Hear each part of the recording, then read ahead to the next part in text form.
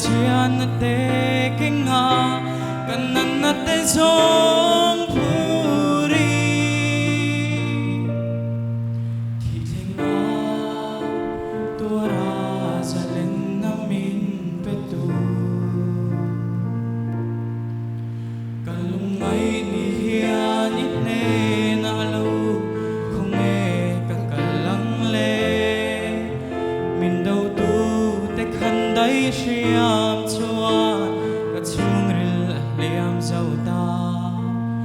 mel maku tamual phau mai min thalul su ang che o pathia mangai le jangai na kha mel mo min mu ti ro nang maini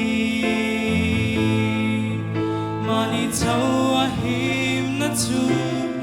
nang maini kan bo chia na te kinga kan na te song puri thi thinga tua zalen na min petu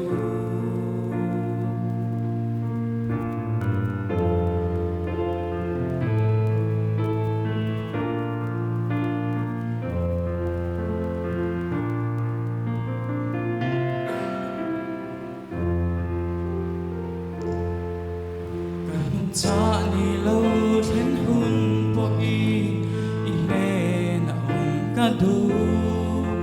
thi na good for tin ang am zo lo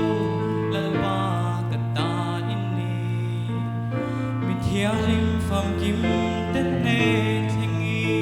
ka tharau i thuk ruwa leilung pia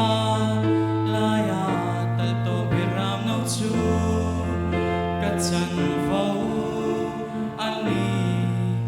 amen nang maini mani chau a him na chu nang maini kan bo chian na te kinga kan na te zo